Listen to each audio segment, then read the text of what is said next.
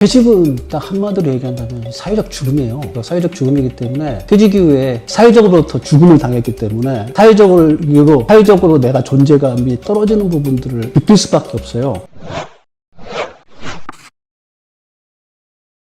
안녕하세요. 전 정선용입니다. 2020년도에 퇴직을 했어요. 퇴직을 했으니까 벌써 이제 한 5년 차 퇴직 이후에 저는 이제 글을 써서 그래서 이제 작가가 됐고 작가로서 지금 살아가고 있으며 또한 지금 요즘은 이제 그 이후에 이제 대학원을 가서 대학원 과정을 다 마치고 이제 지금 박사과정을 밟고 있습니다. 그래서 박사과정 지금 논문 심사 중이라 오늘도 시간을 낼 수 없는 상황인데 논문 심사 중에 부탁을 해가지고 이렇게 나오게 되었습니다. 저도 제가 보통 53살 정도에 은퇴를 했는데 보통 직장인들이 평균적으로 하는 게 49.3세로 이제 통계적으로 보면 49.3세가 나오더라고요. 그러니까 49.3세라는 걸 정확하게 좀 이해를 하셔야 할 필요가 있는데 49.3세는 뭐냐면요. 주된 일자리. 대학을 졸업하거나 아니면 여기서 처음에 해서 자기가 커리어를 갖다 쌓아와가지고 10여 년 동안 해왔던 주된 일자리 그게 49.3세이고요. 이게 끝나고 나면 이제 주된 일자리가 끝나고 난 다음에는 세컨 잡이라고 그래가지고 보통 이제 주된 일자리에서 빠지게 되는 파트나 아니면 시간제 이런 일들을 하게 되는 것들이 이제 그때부터 시작된다고 보시면 돼요. 그래서 주된 일자의 은퇴 연령이 49.3세라고 이 부분들에 대해서 정확하게 좀 이해를 하고 있어야지 퇴직과 은퇴 이런 부분들을 정확하게 개념을 이해할 수 있을 것 같아요. 퇴직은 49.3세가 많고요. 은퇴 연령은 지금은 이제는 거의 70대 넘어가서 은퇴 연령을 봐야 될 것 같아요. 그래서 퇴직이라는 건 뭐냐면 주된 일자리에서 벗어난 거고 은퇴라는 건 아예 일자리에서 일에 대한 것들을 벗어나서 자기 삶의 생활들이 일과는 무관하게 자기가 하고 싶은 일들을 해나가면서 살아가는 것을 은퇴라고 저는 보여지니까 그 두 가지의 차이점들을 정확하게 이해하고서 제 얘기를 듣는다면 훨씬 더 이해하는 데 수월할 거라 생각됩니다. 은퇴라는 표현보다는 퇴직이라는 표현이 정확할 것 같은데 퇴직 이후에 가장 달라지는 건 뭐냐면요. 직장 생활할 때는 직장 생활에 관련된 타임 스케줄이 거기에 딱 꽉 짜여져 있는 상태에서 살아갑니다. 근데 퇴직을 하게 되면 그 짜여졌던 시간들이 갖다가 다 풀어지면서 자기 주도적인 삶의 시간들을 가져가야 되는 부분들이 첫 번째 부분이고요. 그렇게 하다 보면 무슨 일들이 벌어지냐면 직장 생활에서 벗어났기 때문에 월급이 사라지고 명함이 사라지고 또 그때 같이 해왔던 인맥이 사라지고 이렇게 사라지는 것들을 퇴직 이후에 경험하게 될 겁니다. 그래서 퇴직 이전의 생활과 퇴직 이후의 생활은 근원적으로 저는 이렇게 표현하는데 운동장이 다릅니다. 그러니까 삶의 삶을 살아가고 있는 운동장이 다르기 때문에 그래서 퇴직 전에 잘 살 수 있는 사람도 있는데 그 이후에 퇴직 이후에 새로운 운동장에서 적응을 못 해가지고 비참한 현실을 맞이하는 분들이 꽤 있기 때문에 그래서 퇴직 전후에 달라지는 부분들에 대한 것들을 정확한 이해가 필요하다고 생각됩니다. 저는 근원적으로는 없다고 보는데 그러니까 장단점이 있는 것 같아요. 대기업은 정해진 매뉴얼대로 일을 하다 보니까 분업체계라는 것이 잘 돼 있어서 자기가 맡고 있는 업무의 잡들이 분업화되어 있는 분절된 일이라고 하는데 그런 일들에 대한 것들이 잘 할 수 있지만 중소기업은 포괄적으로 일들을 많이 해와서 그래서 종합적으로 일하는 부분들이 있기 때문에 그런 일하는 방식에 대한 것들이 약간의 차이가 있지만 그분들이 퇴직 이후에 만나게 되는 현실들은 비슷한 것 같아요. 근데 훨씬 더 퇴직 이후에 심하게 그 좌절감을 겪고 고통을 겪는 건 그것도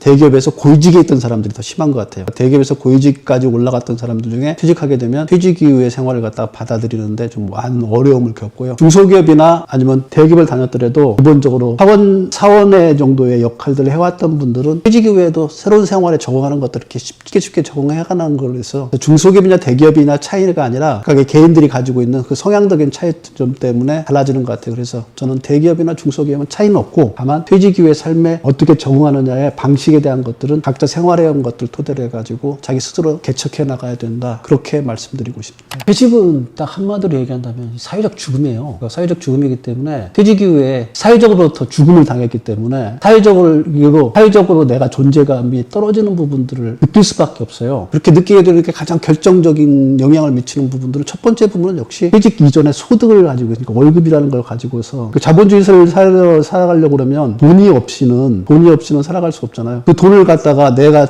남의 주머니를 내 주머니에 넘기는 방법이 일을 해서 소득을 버는 거였는데 그게 사라지는 순간에 내가 이 사회에서 살아갈 수 있는 존재가 아닌가 보다. 나가 배척을 당하고 있구나 하는 생각을 할 수밖에 없고요. 거기서부터 시작돼가지고 뭐까지 나오냐면 명함이 없기 때문에 사회적으로 내 존재감이 어떤 사람인지를 이해할 수 없고 그 존재감을 같이 느끼게 했던 사람들도 이제 다 사라지게 되고 이러다 보니까 사회적 죽음을 맞이하는 것 같아요. 보통 사람들이 태어나서 죽음을 나게 되면 육체적인 죽음을 하는데 저는 그 사이에 인생의 사회적 죽음을 한 번씩은 다 겪는다고 생각합니다. 그게 바로 퇴직인 것 같아요. 그래서 퇴직은 사회적 죽음이고 이거에 대한 것들을 어떻게 잘 극복하느냐 부분들이 제2의 인생을 살아가는 부분에 가장 중요한 요소라는 생각을 하게 됩니다. 많이 느끼죠. 특히 그 임원까지 하신 분들의 가장 큰 특징이 뭐냐면 임원 정도를 하게 되면 그 일을 하려면 젊었을 때는 그 사원일 때는 몸을 움직여서 하는 일들을 많이 하는데 임원을 올라가면 올라갈수록 입하고 머리로만 해요. 입하고 머리로만 하는 일들을 갖다가 해오다 보니까 자기가 스스로 몸으로 할 수 있는 것들에 대해서 약해져요. 심지어는 어떤 임원 중에 퇴직하고 난 다음에 사실은 영화를 보고 싶은데 영화 예매를 해본 적이 없어요. 온라인으로. 자식한테 물어보고 구박받아가면서 온라인 예매를 했다고 하더라고요. 그것뿐만 아니라 하고 난 다음에 건강검진, 제가 건강검진 신청하는 것들을 못했어요. 그동안 뭐 비서들이 다 해가지고 해주기 때문에. 그래서 건강검진 신청해가지고 건강검진 신청하는 것부터도 어렵더라고요. 그러다뿐만 아니라 직장 의료법에서 지역 의료법으로 봤는데 지역 의료법이 수가가 어떻게 나오는지, 그러니까 내가 생활하고 있는 이 토대의 사회적인 토대의 그 배경들에 대한 것들을 이해를 못하는 경우들이 많아요. 왜냐하면 내가 한 게 아니라 누군가가 해준 걸 갖다가 받아먹던 습관들이 있어가지고. 그래서 임원들 중에 퇴직하면 훨씬 더 버거워해요. 거기다가 또 가장 힘든 게 뭐냐면 제가 임원으로 있을 때는 어디 자리를 가잖아요. 그러면 어디 임원으로 이렇게 소개를 딱 하는 순간에 상석을 안 내줘요. 4개가 다. 임원 정도 하게 되면 대부분 다 대기업의 임원 정도 하면 다 상석으로 갔을 거란 말이에요. 그러니까 사회적인 지위가 굉장히 높은 지위에 있다가 그 임원에서 딱 퇴직하고 나면 그냥 동네 할아버지 아저씨가 된 거예요. 그런 자기 존재에 대해서 감당하기가 쉽지 않아요. 그러니까 어느 자리에 갔는데 내가 누구인가를 설명하는데 어려움을 갖게 되면 그때부터 나의 자존감들은 다 이제 무너지기 시작하는 거예요. 그래서 임원으로 퇴직하신 분들 중에 의외로 더 퇴직 이후에 훨씬 더 충격에서 벗어나지 못하고서 헤매시는 분들이 꽤 있어요. 그리고 또 그게 더 중요한 부분들이 그렇게 자기가 임원을 정도 했기 때문에 다른 일자리를 찾을 때에도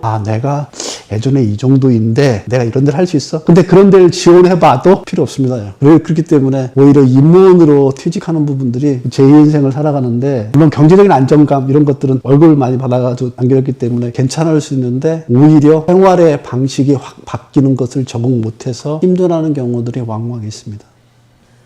그럼 이제 관계의 유지를 갖다가 일단 조언이 아니라 정확하게 관계를 꿰뚫어야 돼요. 그러니까 직장 생활은 얇고 넓게 생활할 수밖에 없어요. 그러니까 100명이라는 게 있는 사람을 갖다가 얇게 생활하지 않으면 100명의 사람을 깊게 생활하다가 내가 인간관계 파묻혀 죽을 거예요. 그러니까 얇고 넓게 하는 생활하는데 이게 퇴직하고 나면 좁고 깊게 해요. 그러니까 좁고 깊게 하는 방식에 대한 것들로 바뀌는, 쉽게 말하면 결을 갖다가 바꾸는 것들이 필요한 거지, 거기에 대한 조언은 나는 해줄 건 없다고 생각해요. 그러니까 조언이 아니라 내가 결을 바꿔야 된다, 이 얘기를 말씀드리고 싶고요. 의외로 좁고 넓은 관계들 많이 해왔던 분들이 좁고 깊은 관계에 대해서 못해요. 예를 든다고 그러면 저 같은 경우에도 가장 퇴직한 이후에 가장 후회했던 것 중에 하나가 뭐냐면 친구들한테 잘못했던 거, 가족들, 특히 두 아들이 있는데 두 아들한테 잘못했던 거, 제일 후회하는 거, 마누라한테 그동안에 잘못했던 거. 퇴직하고 나니까 이 세 사람이 너무 중요한 거예요. 배우자, 자녀, 친구. 그러니까 퇴직 후에 남아있는 사람이 이 세 사람인데 이 세 사람들과 좁고 깊은 관계를 직장생활하면서 유지를 못한 거예요. 그러니까 지금도 이제 와이프가 가끔마다 화가 나면은 하는 얘기 중에 그때는 그렇게 하더니 지금은 왜 그래? 이런 식의 얘기들 해요. 예를 든다 그러면 직장 다니고 있을 때는 사실은 제가 식사를 하고 난 다음에 굳이 반찬통을 냉장고에 넣을 필요는 없었거든요. 지금은 그렇게 안 하면 혼나요. 이게 바로 어쩌면 일상에서 좁고 깊은 관계에 들어갈 수 있는 품들이에요. 이런 것들을 잘 못해요. 자기 주장만을 집에 가서도 계속 해왔고 친구들한테만 계속 해왔기 때문에 그들의 주장과 그들과 같이 화합하고 협업하는 부분들에 대한 것들은 좁고 깊게는 못 해봤단 말이에요. 이런 부분들이 나중에 가서는 다 퇴직 후에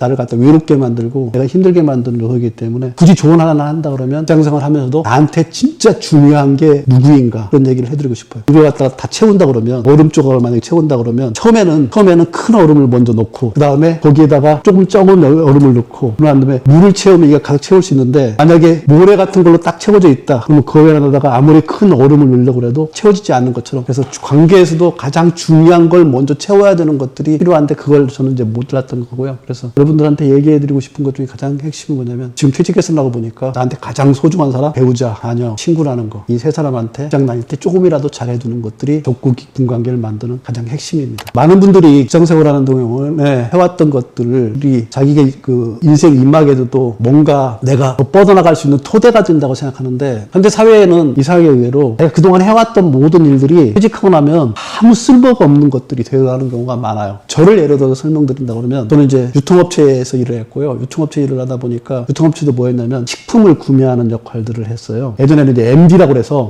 나름 전문가였어요. 유통의 꽃 그러면 MD 해가지고 머천다이저 전문가였는데 지금은 전문가가 아니에요. 왜 아니게 됐냐면 온라인 마켓이 들어오는 순간에 거기 전문가는 누구냐면 시스템을 만드는 사람이 전문가예요. 그러니까 상품을 구매하는 사람이 오프라인 마켓에서는 전문가였는데 온라인에서는 그게 아니라 시스템을 만들어서 가장 좋은 상품이 매입해가지고 고객들한테 전달될 수 있는 시스템을 구축 잘하는 사람들이 전문가예요. 그러니까 전문가 영역이 완전히 바뀌어버린 거예요. 그래서 저도 퇴직한 이후에 내가 나름대로 전문가라고 알고서 살아왔는데 막상 퇴직하고 나니까 전문가가 아니었더라고요. 그래서 이런 부분에 대한 것들을 반드시 이해해야만이 퇴직 이후에 내가 무엇을 할 것인가에 대한 것들을 이해할 수 있어요. 근데 대부분 다 직장 생활에서 해왔던 그 전문 지식을 가지고서 퇴직 이후에서 그걸 갖다 발휘해서 나의 의미를 찾아가겠다 못 찾아가는 경우들이 많더라고요. 그래서 저는 이제 바꿨던 게 뭘 바꿨냐면 그러면 내가 할 수 있는 것들이 뭘까? 내가 좋아하는 일들이 뭘까? 그래서 저는 글쓰기를 한 거예요. 글쓰기를 위해서 매일 아침에 일어나서 산책을 갔다 오고 난 다음에 필사하고 난 다음에 글을 한 편씩을 쓰는 것들 이런 것들을 하기 시작하니까 이것들이 쭉쭉쭉 쌓이다 보니까 의미 없던 내 일상들이 의미 없는 내 삶들이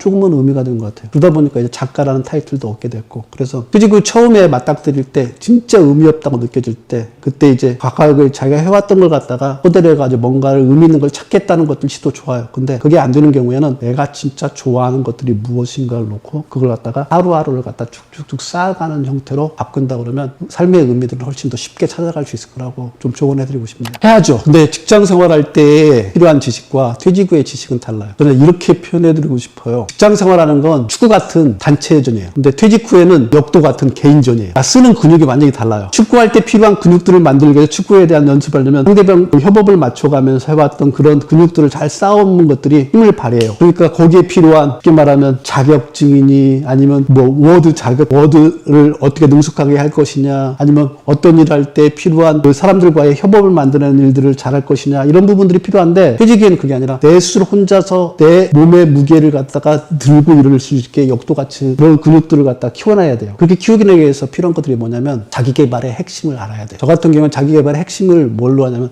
글쓰기라는 걸로 해서 자기 개발을 하려고 많이 노력을 해요. 그래서 글쓰기를 통해서 할 수 있는 것들이 뭐냐면 글을 쓰게 되면 내 하루의 삶의 의미가 무엇인지를 알게 되고 그 의미들을 가지고서 내가 어떻게 살아가고 나 안에 어떤 모양의 꼴이 있는가를 발견해서 그걸 갖다가 개발해낼 수가 있는 거예요. 이런 부분들이 퇴직 이후에 자기 삶의 도구들을 갖다 만들어낼 수 있게 나갈 수 있습니다. 근데 예전처럼 좋은 학교를 나오고 어떤 경력이 있고 이런 것들은 퇴직 이후에 큰 힘을 발휘하지 못해요. 근데 퇴직 이후에 큰 힘을 발휘하는 것들은 내가 만약에 글을 쓸 수 있는 글쓰기를 할 수 있는 데라면 글쓰기를 통해서 만들어 놨던 모든 걸 토대로 해서 확장시킬 수가 있어요. 제가 글을 쓰니까 지금은 작가로도 변신했고 작가로도 변신하니까 강연가로도 나오고 강연가로도 활동하다 보니까 이번에 이제 박사과정을 하게 되면 박사과정 나오고 나면 전문교수 같은 데로 나갈 수 있고 이렇게 확장해 나갈 수 있는 것들이 모든 것을 토대가 뭐냐면 자기 개발할 수 있는 글쓰기라는 토대를 통해서 확장해 나온 거예요. 그래서 이런 부분들이 필요하다 저는 생각을 합니다. 근데 직장 생활할 때는 전혀 다른 결이고 개인 혼자서 역도를 할 때는 다른 결이라는 거 이거에 대한 이해가 있어야만이 퇴직 이후에 내가 무엇을 할 것인가에 대한 준비가 할 수 있을 거라고 생각합니다. 가장 중요한 건 이건 것 같아요. 퇴직 이후에도 삶은 계속되고 있다. 그렇기 때문에 퇴직 이후에 내 삶을 갖다 내 주도적으로 어떻게 살아갈 수 있는 거냐 그 부분에 대한 생각을 했으면 좋겠어요. 퇴직 이후에 주도적으로 살아가려고 하면 6가지 힘이 필요해요. 첫째 부분은 뭐니 해도 재력이에요. 돈 없이는 안 돼요. 자본주의 사회는.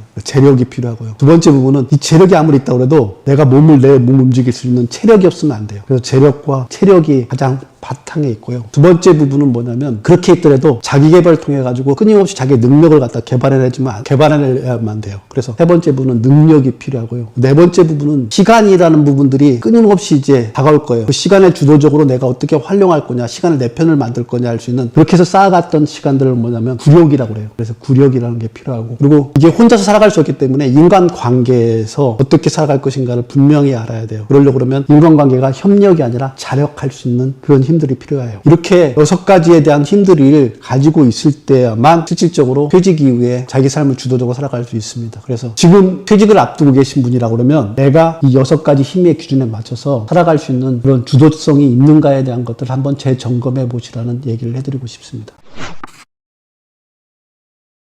가난이라는 게그 흔히 젊었을 때는 가난이 불편한 건데 나이 먹고 가난은 부끄러운 게 돼요. 그리고 더 심하게 표현한다면 그러니까 돈이 사람을 갖다가 행복으로 이끌지는 못하는데 돈이 불행으로 이끄는 역할을 해요. 특히나 젊었을 때는 그냥 이 가난이라는 것이 가벼운 고난 정도인데 나이에 먹어갈수록 가난은 재난이 돼요. 재난인가 뭐냐면 내 죽음을 만들 수 있어요. 그래서 젊었을 때 가난은 전혀 불편한 것 정도로만 치부하고 그냥 넘어가서 살아갈 수 있는데 나이 먹고는 그렇게 살아갈 수가 없기 때문에 그래서 퇴직 이후에 나이가 60대, 70대에 가면 갈수록 돈이 내 삶을 갖다가 받쳐주지 못했을 경우에는 지옥 같은 생활을 하게 되기 때문에 그 부분에 대한 것들 분명하게 이해했으면 좋겠대요. 그러니까 모든 힘들은 돈에서 나온다. 그렇게 생각하시면 될 것 같아요. 다른 생각하지 마시고. 근데 이게 돈이 행복까지는 데려다 주진 않아요. 근데 불행으로 가는 것들은 돈의 힘에서 막을 수 있다. 이 부분에 대한 것들만 이해한다면, 그러니까 노년과 돈과의 관계에 대한 것들은 정확하게 이해한 거라고 그렇게 말씀드릴 수 있겠습니다. 당연히 사라지죠. 이게 친구끼리 이렇게 모여서 이제 지내다 보면 가끔 이제 식사를 하잖아요. 오늘도 점심도 이렇게 먹고 이렇게 했는데 친구끼리 이제 5명이 모여서 식사를 하게 된다면 이 머릿속에 이 계산을 내가 할까 말까 고민하는 그런 관계가 있다 보면 그거 다 보이거든요. 그러니까 계산을 나갈 때 괜히 구두끈 묶는 척 아니면 못 챙기는 척 멈칫멈칫 하는 거 다 보여요. 이게 뭐냐면 돈이 가져다주는 관계에 영향을 미치는 모습들이에요. 그래서 친구들 사이에서도 그런 영향들은 분명히 친구 사이일 정도라 그러면 대부분의 관계에서는 돈이 거의 인간관계를 좌우한다고 보면 될 것 같아요. 그래서 돈이 가지고 있는 힘에 대해서 무시해서는 안 돼요. 다만 그게 전부라고 생각하는 것들에 대해서는 경계를 하라는 얘기들을 많이 하는데 그거 경계해야 되죠. 근데 그게 내 인간관계에 바탕이 된다는 것 정도는 알고 계셔야 돼요. 그래서 부모님들한테 얘기할 때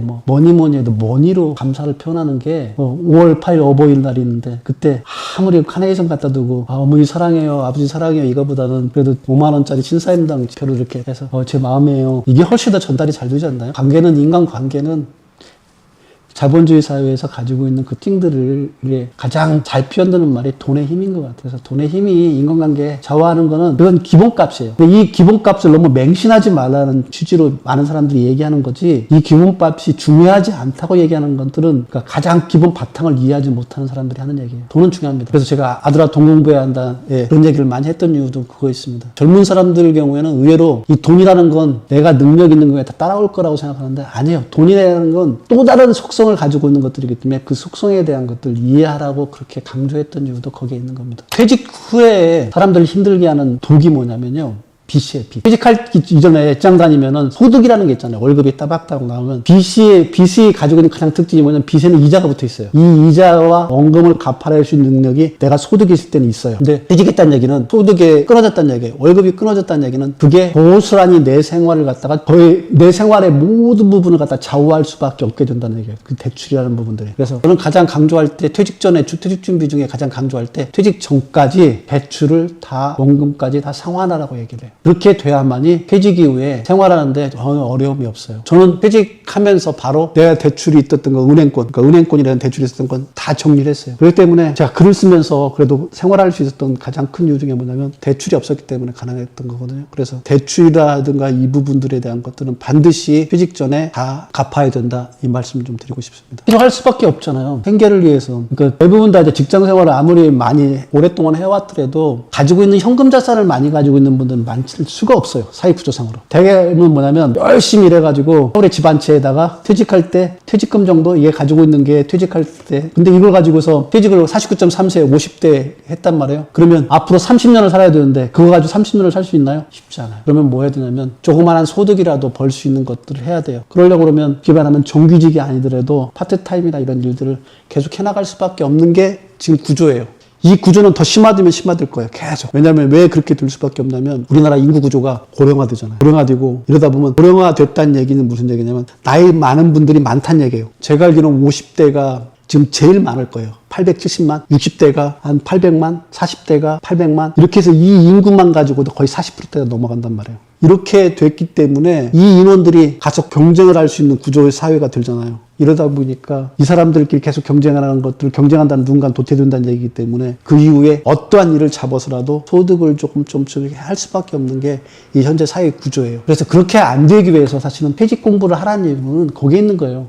직장 생활할 때 40대 정도면 직장 내에서 팀장 정도 이상이 됐기 때문에 월급도 꽤 많을 거예요. 요즘 같으면 거의 웬만한 직장, 대기업 같은 데서 직장하면 거의 한 1억 가까이 연봉 받을 거예요. 연봉 1억 정도 받았기 때문에 그렇게 하면은 연봉 1억 가지고서 한 7, 800만 원씩 원래 받는데 이거 가지고 생활하는데 전혀 문제 없을 거예요. 근데 이게 언제까지? 49.3세까지란 말이에요. 49.3세까지 끝내면 그 기간 동안에 내가 그 이후에 살아갈 수 있는 부분에 대한 것들을 저축을 통해서든지 투자를 통해서든지 마련을 해야 된다는 거예요. 그래서 그렇게 할 수 있게 만들지 않았을 경우에는 50 이후에도 열심히 일해야 돼요. 어떤 일? 생계를 위한 일. 생계를 위한 일은 무슨 일이냐면 자기가 좋아하는 일이 아니에요. 저는 그래도 지금 행복하다고 생각하는 건 뭐냐면 저는 이런 글 쓰는 일을 하잖아요. 이거 내가 좋아하는 일들이에요. 그러니까 자기가 좋아하는 일들을 50 이후에 하고 싶으면 40대 이때까지 완벽하게 퇴직 이후의 생활에 대한 것들 준비를 해놓으면 돼요. 그렇지 않으면 또다시 생계를 위해서 내가 하기 싫은 일들을 50대 해야 되고요. 50대에는 그래도 선택할 수 있어요. 60대 가면은 더 일자리가 없으니까 더 생계형, 내가 더 싫어하는 일들. 70대는 더 싫어하는 일들. 이렇게 해서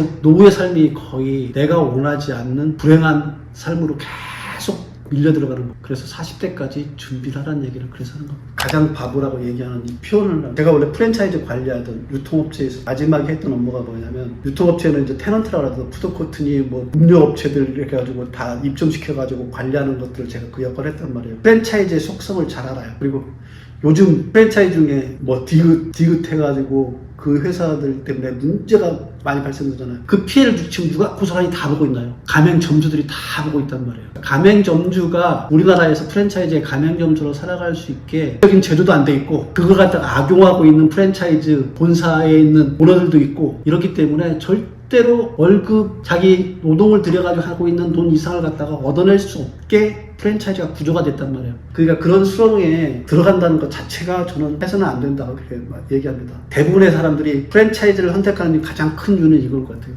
진입장벽이 낮잖아요. 이 진입장벽이 낮은 데 들어갔다가 지하 바닥까지 떨어진단 말이에요. 그래서 그렇게 하면 절대로 안 돼요. 그걸 하지 않게 하기 위해서 40대에 준비하라는 얘기를 하는 거예요. 40대에 창업을 하고 싶다면 이런 창업이 아니라 기술 창업을 하는 거예요. 40대에 자기가 하고 싶은 라이센스를 가지고서 기술 창업을 하는 이렇게 할 게 아니라 그러면 미국 떠밀리고 한 생계 창업으로 나가고 있는 프랜차이즈의 점주가 되는 부분들은 새로운 개인 노동자가 되는 거라고 보시면 딱 맞아요. 선배 중에 이제 퇴직하고 난 다음에 치킨집을 하고 계신 분이 있어요.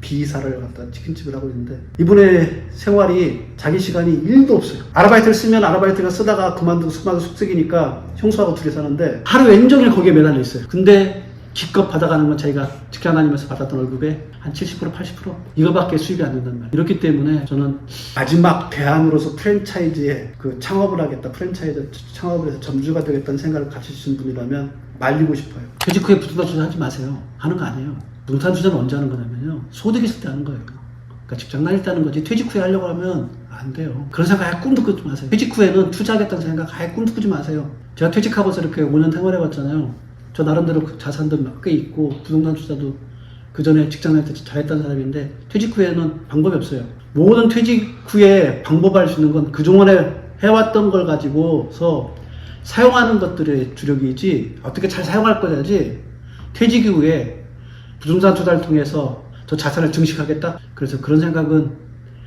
안 된다고 내가 자신 있게 해드립니다. 그렇게 하려고 하지 마시고요. 지금 직장 생활하고 있을 때 하는 겁니다. 직장 생활에 지금 벗어나서 퇴직하신 분이라 그러면 뭘 해야 되냐면 지금 나의 자산 상태가 어떻게 되는지 정확하게 한번 파악해 보세요.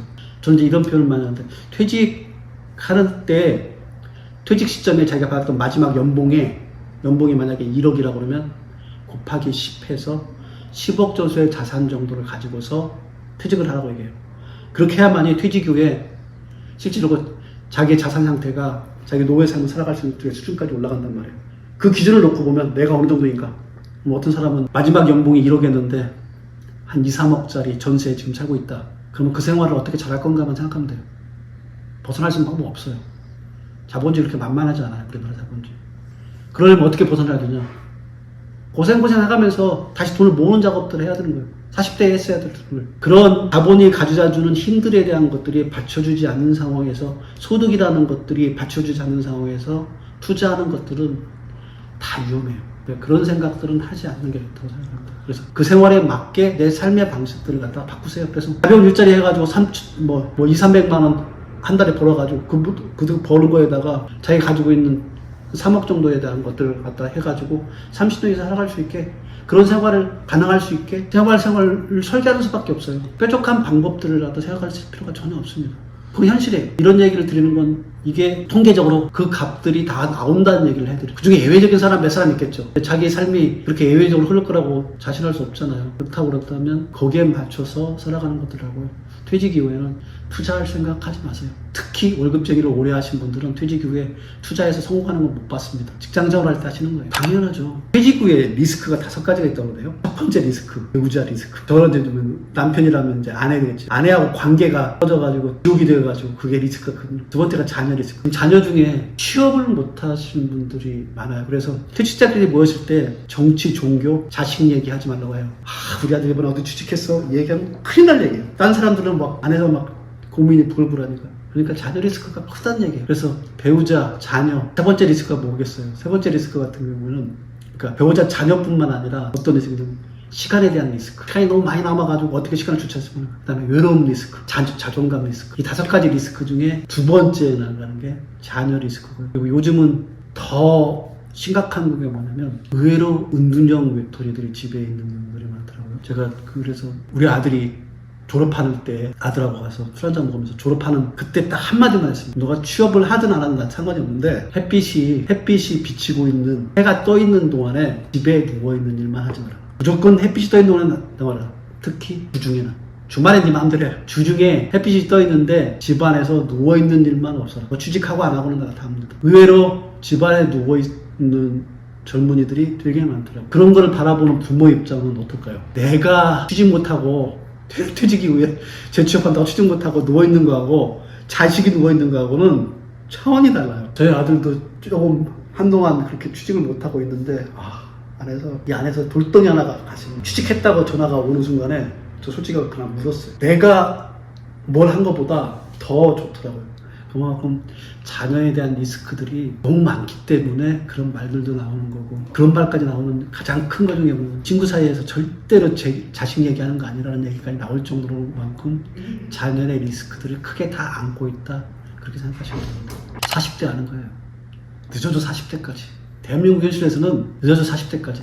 40대까지는 좋아요. 왜냐면 40대에 할 수 있는 것들이 왜 좋냐 그러면, 첫째 부분은 40대까지 직장생활을 하고 있기 때문에 30대에 만약에 저축을 조금까지 해갔다 그러면 40대쯤이면 자기가 가지고 있는 종잣돈이 좀 있을 거고요. 이 종잣돈에다가 40대 정도면 팀장 정도 됐을 테니까 신용대출에 의해서 제일금융권에서 대출을 받을 수 있는 것들. 제일금융권에 대출 받으면 금리가 싸잖아요. 신용대출하면 회사라든가 월급통장 이런 거 들게 되면 그 기준금이 낮아지기 때문에 저렴한 돈을 갖다가 대출받을 수 있고, 그렇게 모아진 돈으로 투자를 하면은, 그것도 안전자산에다가 투자를 하게 되면 웬만하면 퇴직 전에 아까 말했던 마지막 연봉의 10배 정도의 자산을 가지고 퇴직할 수 있어요. 이게 40대란 말이에요. 그래서 40대가 중요한 거예요. 50대 넘어가서 보장할 수 없단 말이에요. 그래서 40대에, 지금 40대에 계신 분들, 30대에 계신 분들하면 이런 것들을 명심하시고 그때 준비를 해야만이 된다. 그 시기를 놓치고 나면 더 많은 힘을 들이고 더 노력을 많이 하고 더 고통을 갈아넣더라도 내가 생각하는 수준까지 못 올라가는. 이제 40대는 조그마한 고통, 조그마한 욕망에 대한 유보 이런 것들만 있다 그러면 충분히 누구나 다 노후 생활에 필요한 경제력을 확보할 수 있다. 이 얘기를 말씀드리고 싶습니다. 당연하죠. 왜 당연하냐면 퇴직 후에 우울증이 가장 많이 오는 게 뭐냐면 상실감이에요. 그러니까 사회적으로 어떤 활동을 하다가 활동을 하면서 자기 존재감이 있었잖아요. 근데 그 존재감들이 사라지는 순간에 우울증이 와요. 그러니까 외로움도 오고, 그리고 넓고 얇은 관계는 시간을 때우기는 굉장히 좋아요. 좁고 깊은 관계는 그 안에서 내가 스스로 시간을 만들어가는 작업들을 하지 않으면 거기서 외로움이 많아요. 그래서 퇴직 이후에는 무조건 외롭다는 데는 생활을 할 수밖에 없다는 부분들은 그게 기본값인 것 같고요. 그래서 이런 부분들을 극복하기 위해서 어떻게 해야 될 건가 고민 한번 해보셔야 돼요. 언제? 퇴직 전에. 내가 이 생활에 시간에 맞춰가지고 직장이 주어지는 시간에 맞춰가지고 그 타임 스케줄에 대해서 움직이는 것들만 해왔던 사람이라 그러면 그런 부분들이 사라지는 순간에 내가 어떻게 생활하면 좋을 건가를 갖다가 할 수 있어요. 언제 하면 되냐면 휴가나 토요일 일요일 이때 자기 생활을 제대로 할 수 있는 사람이면 퇴직 후에도 생활을 할 수 있어요. 근데 토요일 일요일을 시간을 헛되게 쓰는 사람이라면 아마 퇴직 이후에 그 많은 시간 동안에 우울한 시간들을 보내게 될 수밖에 없을 거예요. 그래서 그 이전에 시간을 내가 적극적으로 활용할 수 있는 것들을 해놓으면 퇴직 이후에도 외로움이나 우울증은 좀 덜할 거예요. 근데 그런 생활을 못하던 사람들은 대부분 다 그 많은 시간들 때문에 혼자 있는 시간들을 즐겨내지 못하기 때문에 외로움을 많이 겪게 되는 것들, 주변에서 왕만 과거만 보게 됩니다. 저는 시간이라는 걸 놓고 보면 과거도 생각 안 하고 미래도 생각 안 하고 오늘만 생각해요. 이 방법이 가장 좋더라고요. 제가 우울하고 힘들었던 거는 그런 생각을 보면 미래에 대한 걱정, 지나온 거에 대한 후회, 이런 것들로 우울하게 내가 하루를 보내고 있는 것들이 대부분이었던 것 같아요. 그래서 그걸 다 버려버리고, 근데 버리기는 쉽진 않아요. 근데 의도적으로 버리는 작업들 해요. 그 의도적으로 버리는 작업들 뭘로 하냐면 하루의 루틴을 지키는 걸로 해요. 그러니까 5시 일어나서 무조건 산책을 나가고, 산책을 갔다 오면 7시 정도 들어와가지고 필사를 하고, 필사를 끝나고 나면 그래가지고 낭독을 하고, 글 낭독을 하고, 낭독한 이후에 영어 공부를 하고, 그 다음에 한 편의 글을 써서 5시부터 10시까지 5시간 동안 내 삶의 시간을 갖다가 내 루틴대로 그대로 만들어 놓으면 돼요. 그러고 나면 나머지 시간들은 뭘 해도 돼요. 아무거나.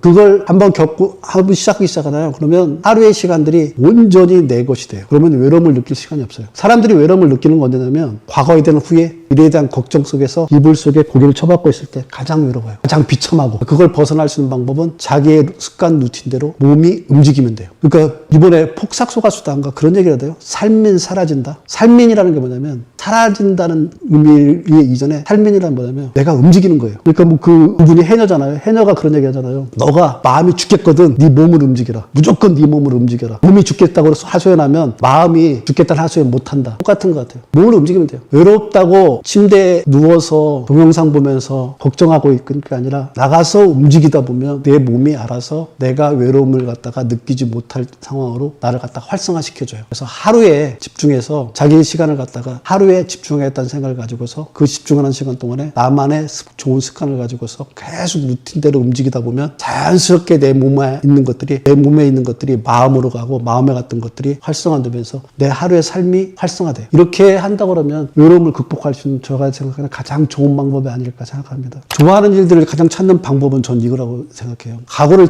이렇게 돌아보면 남들이 하지 말라고 그랬는데 굳이 돈도 안 되는데 했던 일들이 있을 거야 아마. 예를 들어 설명한다면 저는 남들이 하지 말라고 그랬는데 굳이 제가 마라톤을 했던 것 같아요. 그 마라톤 한다고 오히려 돈이 들어갔거든요. 돈 시간이 다 들어갔거든요. 그래서 내가 달리고 이런 것들을 되게 좋아했나 보구나. 남들이 하지 말라고 그랬는데 그거면 뭐 하겠어. 근데 수영을 했었던 것 같아요. 남들이 그거 도움이 돼? 글쓰기를 내가 했던 것들. 이게 바로 그러니까 남들이 그게 뭐가 하면은 돈이 돼, 뭐가 재미가 있어, 이렇게 얘기하면서 남들이 뭐라고 했던 것들이 아마 다 누군가한테 있을 거예요. 그게 자기가 좋아하는 일이니까 그 좋아하는 일을 갖다가 지금 해야 돼요. 근데 이 좋아하는 일들이 온전히 나한테 좋아하는 일이 되려고 그러면 어떻게 되냐면요. 반복해가지고 시간을 축적해놓고 경험을 축적해놔야 돼요. 그렇지 않으면 달리기도 재미 하나도 없어요. 근데 막상 1년 동안 꾸준하게 내가 하루에 3km, 4km 꾸준하게 달리다 보면 어느 순간에 달리는 것들이 그렇게 행복해요. 이게 가장 힘들어하는 게 젊은 사람들인 것 같아요. 젊은 사람들은 순간에 뭔가를 바꾸고 싶은 열망들이 강해서 근데 나이 드시는 50대, 60대 지금 채널을 보고 계신 분이라면 아마 제 얘기 이해할 거예요.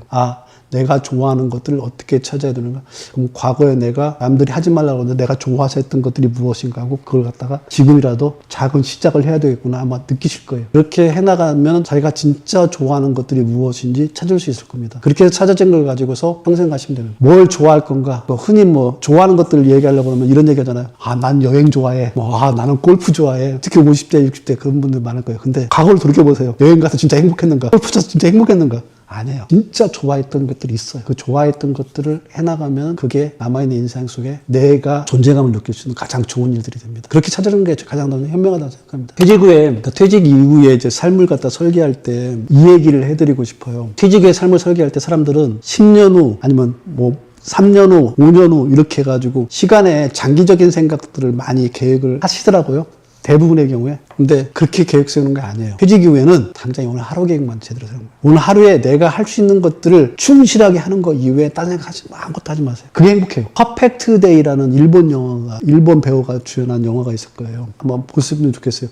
저는 50대, 60대 이런 분들은 그 퍼펙트 데이라는 영화를 꼭 봤으면 좋겠어요. 퍼펙트 데이즈죠. 그 완벽한 나날들. 그러니까 이분이 누구냐면 도쿄의 공중병소의 공중화장실의 청소부예요. 이분은 새벽 5시 일어나가지고 똑같은 루틴으로 똑같이 출근해서 똑같은 방식으로 닦고 그거 끝나고 나면 사우나에 가서 샤워하고 나와서 하이볼 한 잔을 마시고서 집에 가서 책 읽다 독서다 잠들고 다음날 아침에 일어나고 이 생활을 계속 반복되는 장면들을 계속 보여줘요. 근데 그게 퍼펙트 데이즈 완벽한 나날이 되는 거예요. 아마 50대, 60대 분들은 그 말의 이의를 이해할 수 있을 거예요. 내 삶에 오늘 하루만 행복하면은 내 남아있는 모든 날들이 그 행복 속으로 스며든다는 걸 갖다가 이해하실 수 있을 거라고 생각해서 말씀드립니다. 다른 거 생각하지 마시고요. 오늘 하루만 생각하세요. 지나간 것도 생각하지 마시고요. 특히 50대, 60대의 가장 큰 걱정거리가 지나간 거를 끄집어내는 것들이기 때문에 그걸 끄집어내지 마시고요. 그냥 오늘 하루만 완벽하게 살아가겠다. 그렇게 생각하시는 것들이 가장 중요합니다. 그러니까 스트레스를 받는 이유는 이거예요. 기대를 많이 했을 경우에 기대듯이 충족을 못했을 경우에 스트레스가 대부분 다 받아요. 그러니까 50대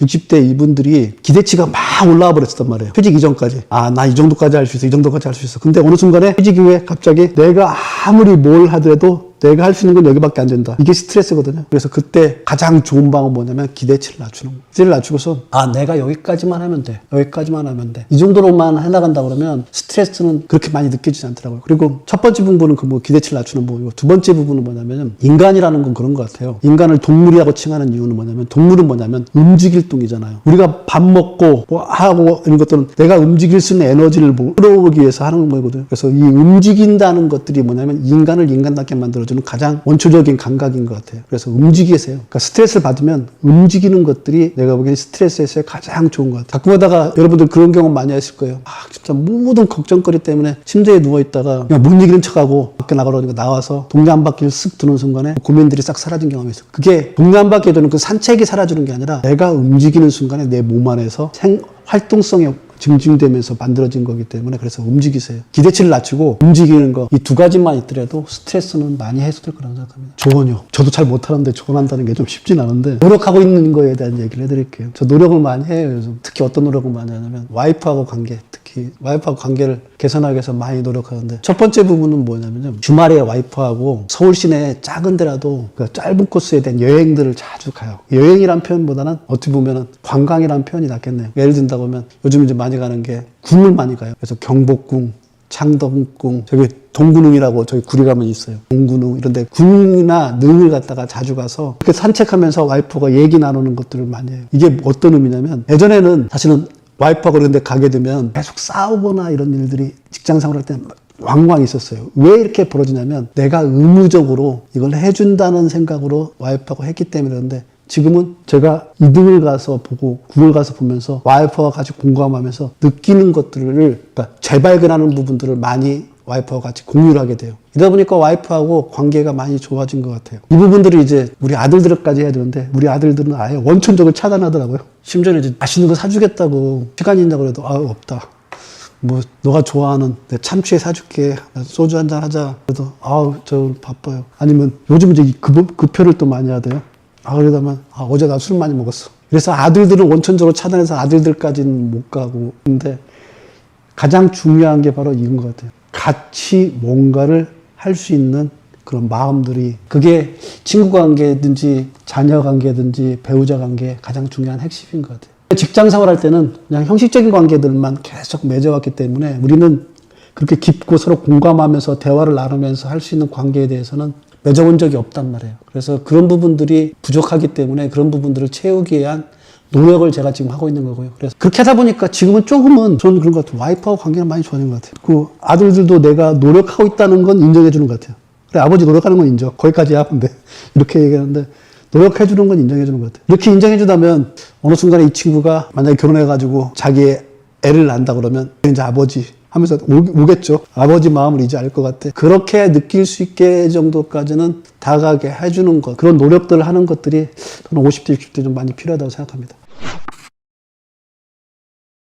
퇴직 후에 뭐부터 하고 싶냐? 이 얘기를 하기 전에 이 질문을 좀 던지고 싶어요. 내가한테 주어진 시간을 내 주도적으로 사용할 수 있게 내가 환경을 만들었느냐 한번 질문해 보세요. 내가 주도적으로 내 삶을 살아가려고 그러면 6가지가 반드시 있어야 된다고 했잖아요. 재력, 체력, 구력, 능력, 자력 이런 것들이 있어야만이 살아갈 수 있단 말이에요. 근데 그게 갖춰져 있느냐? 첫 번째 질문은 그걸 하시고요. 그 질문을 하고 나면은 그 다음에는 내 시간을 어떻게 활용할 수 있는가에 대한 것들이 답이 나올 것 같아요. 그때 보여야 될 게 뭐냐면 내가 좋아하는 일이 뭐야? 내가 좋아하는 사람이 누구이고 내가 좋아하는 시간이 언제 시간인가? 그래서 삶을 주도적으로 산다는 건 뭐냐면요. 내가 좋아하는 사람과 좋아하는 시간에 좋아하는 공간에서 내가 하고 싶은 일을 해나갈 수 있는 게 그게 바로 자립이에요. 이렇게 자립해 나가면 시간은 내피게 되는 거예요. 그게 아니라면 계속 돈 문제 때문에 끌려다니고, 그 다음에 능력 문제 때문에 끌려다니고, 인간관계 문제 때문에 끌려다니고, 몸이 아프거나 했으면 거기에 끌려다니고, 이러다 보면 시간에 내가 주도적으로 활용할 수 있는 것들이 다 사라지게 돼. 그래서 시간을 주도적으로 활용하려고 그러면 가장 기본적인 6가지의 조건들을 갖다가 여러분이 갖추고 있을 때 그것들이 바로 활용될 수가 있는 겁니다. 제가 책을 쓰면서 이 책을 쓸 때, 이 책에 쓸 때 그 부분들을 갖다 제일 강조를 한 거예요. 그래서 이 책에 보면 여기에 6가지에 대한 것들을 경제적으로 보면 경제적으로 독립을 해야 되고, 그 다음에 자기 최고 가치가 누구인가를 개발할 수 있는 자기 능력을 개발해야 되고, 생활 속에 건강을 할 수 있게 해서 일의 정립을 해야 되고, 시간의 효율성을 올릴 수 있어서 습관 공부를 해야 되고, 신체적 건강을 위해서 체력 공부를 하고, 인간관계 자료를 위해서 도덕 공부를 해야 된다. 이런 부분들에 대한 얘기를 갖다가 그분들을 위해서 하는 거예요. 그러니까 50대, 60대 시간을 어떻게 활용할지 모르시는 분들을 위해서 하신 부분.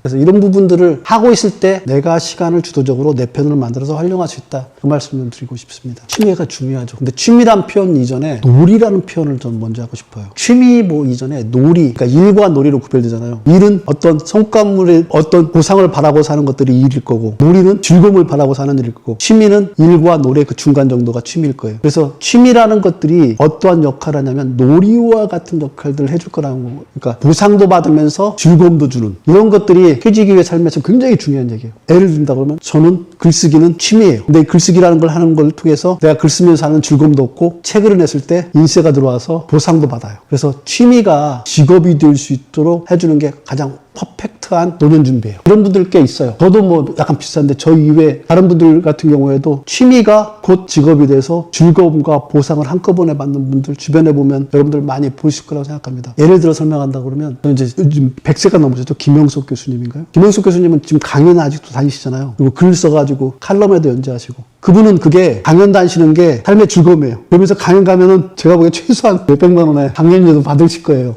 그 어른이 가지고 있는 그 상경험. 그러니까 그분은 교수로서 쭉 생활해와서 직업을 해왔지만 그렇게 해오면서 글쓰기와 강연이라는 취미가 가지고 있기 때문에 지금도 100세가 넘어서도 건강하고 행복한 사람. 그분 미소 보시죠. 그 미소를 보게 되면 저분이 지금의 삶을 행복하게 살고 있구나. 그건 뭐냐면 취미 같은 일, 취미 같은 놀이, 이 부분들을 갖다가 가지고 있기 때문에 가능한 거예요. 또 한 분을 예를 든다면 최재천 교수님도 그런 것 같아요. 최재천 교수님도 보니까 유튜브를 하고 계시더라고요. 유튜브를 하고 계시는데 유튜브에서 하시는 모습과 강연할 때 모습하고 유튜브가 더 행복해 보이더라고요. 그러니까 이분은 유튜브가 취미인 거고, 그러니까 취미라는 게 뭐냐면 내가 이걸 함을 통해 가지고 누군가한테 내가 가지고 있는 지식을 나눠주는 것들이 너무 즐거워하시는 분이에요. 내가 가진 지식을 갖다. 그래서 책도 쓰시고 유튜브에서 그 지식을 나눔도 해주시고, 이런 것들이 취미고 일이고 놀이가 되는 것들. 이것들이 있어야지 이거 뭐 그냥 50대, 60대, 70대, 80대, 심지어는 김영석 교수님 보니까 100세 넘으신 분들도 행복하게 사시는 것 같아요. 이런 것들은 반드시 필요하다고 생각합니다. 돈은 많지만 불행한 노후들을 가장 대표적인 거냐면 돈의 가치만 중시 여긴 사람들이에요. 그러니까 돈의 가치 이후에 이 삶을 존재하고 있는 다른 가치들이 많이 있잖아요. 일의 가치도 굉장히 중요해요. 그러니까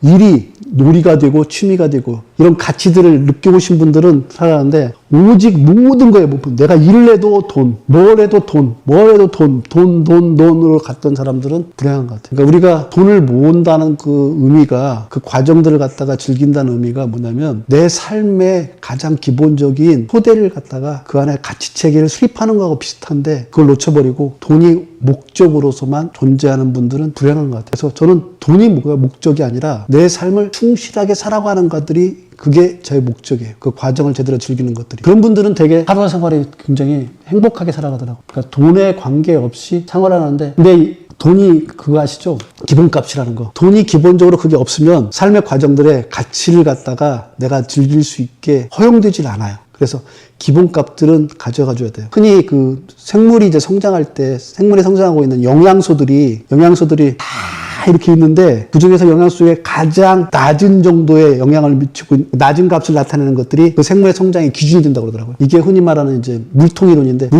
물을 쌓아가는데 홈이 한 군데 빠져 있으면 그쪽으로 물이 다 새기 때문에 거기가 이 물통에 쌓여져 있는 기준이 되는 거하고 똑같다고 하더라고요. 마찬가지로 행복이라는 것과 인생 삶의 의미들도 그 기준들이 정확하게 다 채워져 있을 때 평균값이 올라가는데, 돈의 기준이 낮아버리면 그게 내 삶의 행복값에 대한 기준들로 작동한다는 거. 그래서 모든 기준들을 갖다 다 맞춰낸 사람들이 행복한 거고, 돈의 기준에만 맞춰가지고 했던 사람들은 다른 기준들이 다 낮아져가지고 삶의 행복들을, 만족들을 못 시키기 때문에 골고루 평균값을 올려주는 것들이 중요하다, 이 말씀을 드리고 싶습니다. 돈이라는 게 역할이 뭐냐면, 돈의 힘은 뭐냐면 내가 힘들고 하기 싫은 일들을 누군가한테 시켜서 할 수 있는 힘이에요. 근데 누군가가 시켜서 할 수 없는 것들이 있어요. 책을 읽는다든가. 이건 대책을 가지고 내가 지식을 어떤 경험을 한다든가 이런 것들은 그걸 누구한테 시켜서 할 수 없잖아요. 여행에 대한 경험을 갖다가 누구한테 돈 주고 가서 여행 갔다 오라고 할 수 있나요? 없어요. 그러니까 남들을 시켜서 할 수 있는 건 뭐냐면 내가 하더라도 내 안에 쌓여지지 않고 하는 것들은 남들 시켜가지고 그 불편함을 해소하면 돼요. 그게 돈의 힘이에요. 근데 정작 중요한 것들은 내가 하지 않으면 얻어지지 못하는 것들이 있어요. 첫째, 지혜. 공부하고 하는 것들은 내가 하지 않으면 절대로 안 돼요. 그래서 공부하는 부분들, 누군가가 사랑을 나누는 것, 누구한테 사랑을 주는 것들, 이런 것들은 내가 하지 않으면 절대로 안 돼요. 그러니까 돈을 줘서 남의 통해서 할 수 있는 것들은 그 불편한 것들을 해소하면서 가장 중시해야 될 것은 내가 할 수밖에 없는 일들이 무엇인가를 갖다 구별해낼 수 있는 것들이 중요한 핵심 포인트가 됩니다. 그래서 남들한테 해서 얻을 게 아니라 내 스스로에만 얻어야 될 것들을 이 무엇인가를 정확하게 이해하고서 살아간다 그러면